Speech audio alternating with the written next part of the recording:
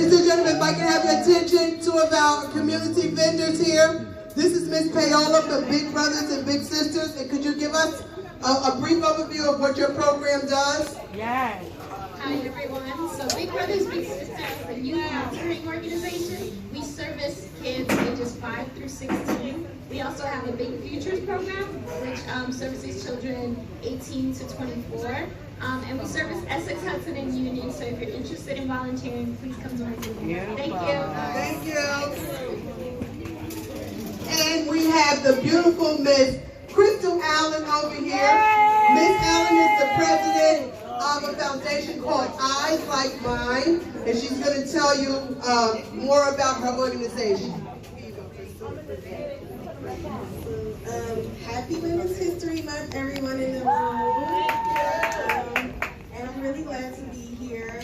So when I was 16, I started losing my eyesight due to a medical malpractice from a dermatologist that was treating me for a skin condition I have called eczema. And my mom's side of the family is from Honduras, Central America. So if any of you have Caribbean background, you know they use a lot of natural remedies. So my family would always bring me different things from Honduras to treat my skin because it was really, really bad. And nothing wasn't working. So I met this dermatologist in New York. His name was actually Michael Jackson. Dad. And right, go figure, right? But I got a lot of good results from treatment from him within that year. But later on in that year, I started having excruciating headaches all day and night.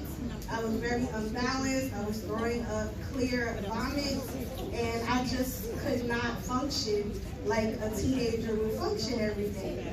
So it was determined that I was diagnosed with a condition called pseudotumor cerebri, which was very rare at my age at that time, but is now more prevalent in a lot of women, especially women who use different types of birth control. So it was learned that going through the history of my medication from the dermatologist, that there were 7 medications out of the 25 he prescribed me containing tetracycline, which started the pseudotumor.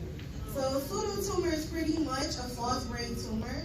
So I have all of the symptoms of a brain tumor, but in place of the actual tumor, I build excessive fluid on my brain, my optic nerves, and my spine, and it causes really high head pressure, which made my optic nerves rupture, and that began to impair my eyesight.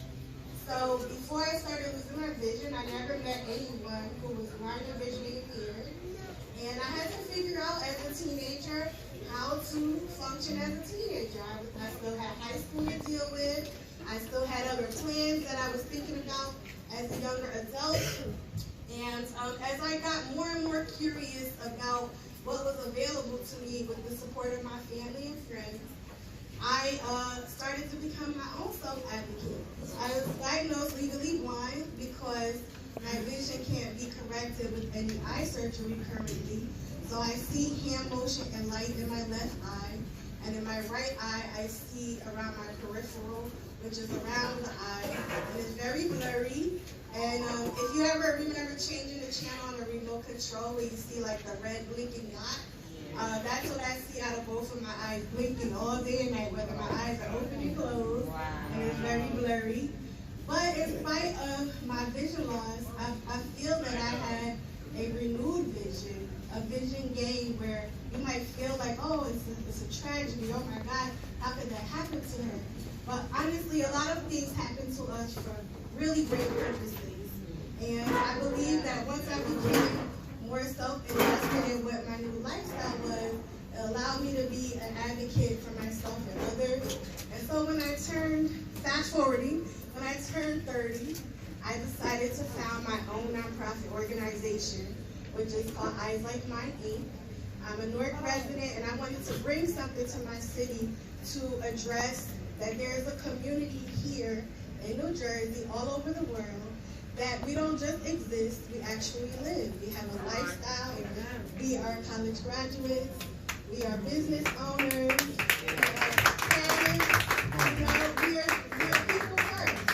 So I wanted to share this just a little bit about me before I shared about Isaac Mark, because I wanted you to know who I am.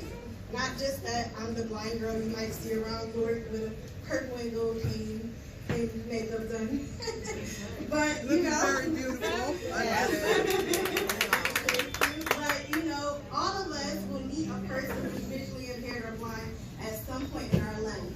And just because you're blind doesn't mean that you were born that way. There's so many reasons why people lose eyesight. And especially during this pandemic, many people have been increasingly diagnosed with diabetes. And diabetes is one of the leading causes of blindness. And so I'm sharing this with you because you never know if it could be you or someone you love that could experience vision loss. And you know, when you deal with adjusting to vision loss, you go through the 7 stages of grief. Just like you lose any loved one or anything that's dear to you, you go through a state of depression. You go through a state of confusion. You go through a state of just feeling like you're going to give up. Yes. But those are temporary states because there's always life after blindness. My vision loss was truly my vision gain because it allowed me to share pieces of my life with my community, with my family, and also sometimes when you go through stuff, you might surprise your own self what you can achieve and what you can get through. Because just when you think it's time to throw in the towel, it's reason for you to wring that towel out, dry yourself off, and keep moving forward. I stand before you to say that during the pandemic, both of my parents were diagnosed with 2 different types of cancer. And I'm the oldest of 7. I'm the only one who was legally blind out of my family. And I felt like it was my duty as the oldest to be there for them in their time of what they were dealing with. Both of them going through chemotherapy at the same time. My dad, many of you might know, he couldn't walk for almost 5 months. And I was there helping him along with my family, my mother, everything, you know. And it was really hard to deal with. But in spite of that, I was working, I was running my organization, and I decided to go back to college. Wow. And so I was thinking about everything that I do, and I was like, why can't I go and get my degree? Like, I do so much stuff. I had so much self-doubt. And you know, we heard other speakers today talking about the power of words. I had so much self-doubt. I was like, I'm sorry. I guess I had to have a boom, right? But I had so much self-doubt with what I was going to be able to achieve by getting my college degree and dealing with all of these different things that life throws you. So I went back to school during the pandemic quietly. I didn't want to really tell anybody. And in the midst of that, I was also writing an anthology with 8 women of color, telling our stories about our vision loss journey. Wow. So we became published authors last year in April. The Right to Heal, the WRITE number 2 Heal, as we speak about our healing journey through our vision loss. And then I went to school. I was going through discrimination with professors thinking that I couldn't do the work because I couldn't see. And I just decided to just keep challenging myself. And just a few weeks ago in January, I learned that I received my degree in social science. So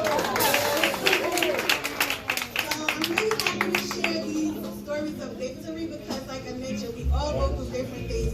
Maybe just today, you probably went through something and you probably didn't even think you was going to come to this event because you was like, oh my God, one thing after the next, after the next. But we're all here because we're supposed to be here to connect with each other, to empower each other. You know, the women in this room, we are the real WAP, not the Megan Thee Stallion WAP, but the women of power WAP. You know, in my organization, we're celebrating 9 years of our work in service, and on March 31st, we will be having our 9th anniversary that I want to welcome and invite all of you to at the North Museum from 12 to 3, so that you can see what we've been doing for 9 years and how maybe you want to get involved, how maybe you want to stay connected to us, because we're out here and we're ready just to connect with everyone. It's not just me, it's my other peers who are also blind and visually impaired, and even some who are deaf blind. You know, and it's important that we share our stories with each other voice all the time because, you know, speaking and talking and sharing our stories, that's also a process of our healing. There's a lot of people out here that's hurt, you know, and hurt people. But if we can talk to each other and connect with each other, we can go through the process of healing together. So I want to thank you. You know, you can come to my table. I'll give you what we can pick up. And stay connected with me the best way possible. Thank you, Ms. Thank you very much for a very inspiring speech. You are beautiful young lady. You're doing great things with yourself, your community, and God bless you. Continue on with your continued success. And one thing,